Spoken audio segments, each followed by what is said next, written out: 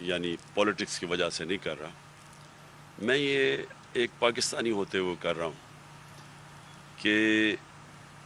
جو میں دیکھ رہا ہوں ہوتے ہوئے جب سے یہ جرائم پیشہ لوگوں کو ہمارے اوپر مسلط کیا گیا ہے، ایک سازش کے تحت ہمارے اوپر مسلط کیا گیا ہے، جو 30 سال سے قوم جانتی ہے کہ انہوں نے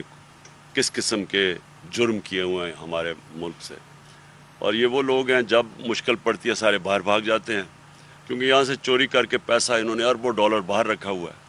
تو ان کا کوئی فرق ہی نہیں پڑتا، ملک اوپر جائے نیچے جائے، ان کا پیسہ تو باہر محفوظ ہے، اور اگر روپیہ گرتا ہے معیشت نیچے جاتی ہے تو ان کو تو فرق نہیں، ان کے تو ڈالرز میں پیسے پڑے ہوئے ہیں۔ تو جب سے یہ آئے ہیں انہوں نے کرش کرنے کی کوشش کی میری پارٹی کو، انہوں نے سوچا کہ یہاں تو جب گورنمنٹ گرائی جاتی ہے تو لوگ مٹھائیاں بانٹتے ہیں،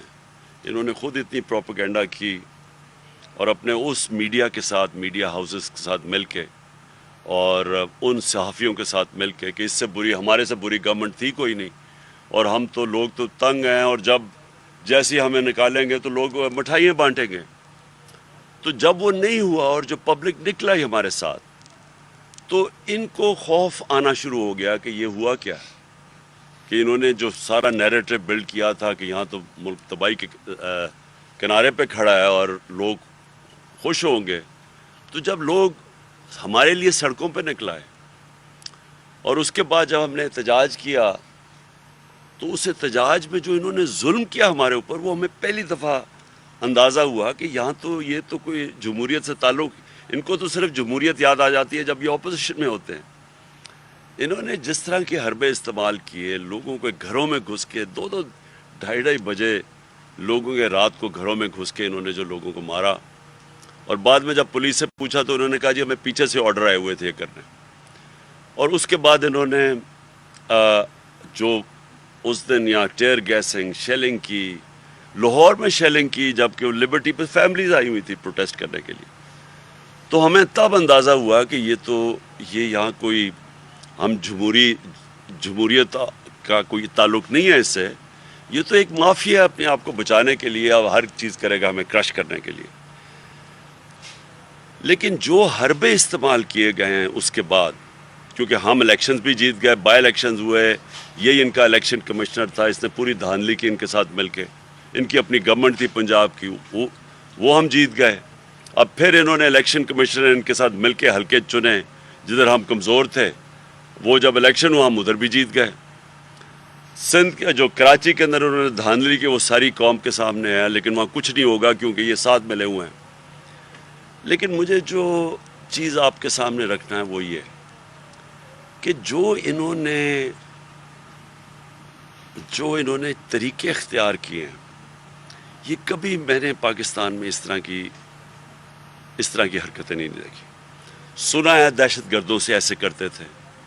سنا ہے کوئی بہت بڑے جو مجرم جو ہوں، جن کے جو بار بار جرم کریں، شاید ان سے کرتے ہوں ایسی چیزیں، ہمیں نہیں پتہ، شاید کوئی ہندوستان کا کوئی جاسوس ہو یا وہ اس سے کوئی کرتے ہوں،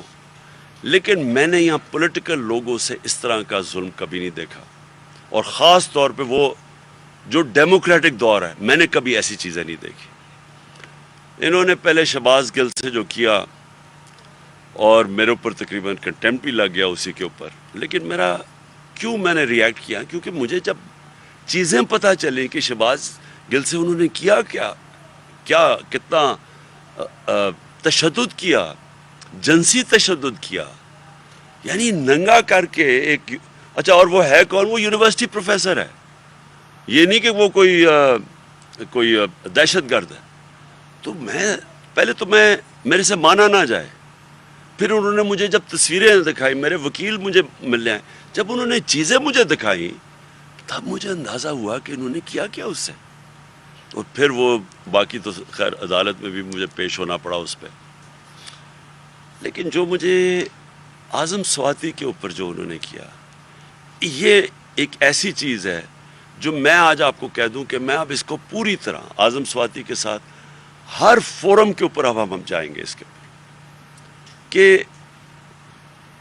اور مجھے افسوس یہ ہے کہ ہماری عدلیہ نے سو موٹو ایکشن نہیں لیا اس کے اوپر۔ اگر اس کے اوپر ایکشن لے لیتے, کسٹوڈیل ٹارچر تھی وہ, ساری دنیا میں بینڈ ہے, اس کے اوپر لے لے تو شاید اعظم سوادی سے وہ نہ ہوتا جو ان سے ہوا.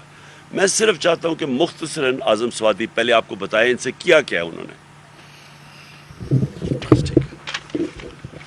بسم اللہ الرحمن الرحیم. میں آج پاکستان میں رہنے والے پاکستانیوں کو اور بیرون ملک جو رہ رہے ہیں ان کو یہ پیغام دینا چاہتا ہوں کہ اللہ تعالیٰ کا شکر ادا کریں کہ پاکستان کو آج اللہ تعالیٰ نے ایک ایسا بہادر اور انصاف پسند لیڈر دیا ہے جس کی وجہ سے پوری پاکستانی قوم ایک قوم بن چکی ہے. میں آپ کو یہ بتاؤں کہ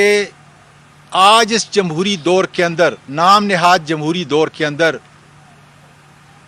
اگر ایک سٹنگ سینیٹر کو خواہ اس نے کتنا بڑا بھی جرم کیا ہے لیکن ماورائے قانون, ماورائے آئین, اور پھر وہ سینیٹر جو کہ پی ٹی آئی کے پارلیمانی جو پارٹی ہے ہماری پی ٹی آئی کو اس کا ہیڈ ہے اور 17 سال سے سینٹ کے اندر ہے, اور کتنی کمیٹیوں کو میں نے ہیڈ اور چیئرمین اس کا میں رہا ہوں. آج آپ کے جو ہائی کورٹ کے ججز ہیں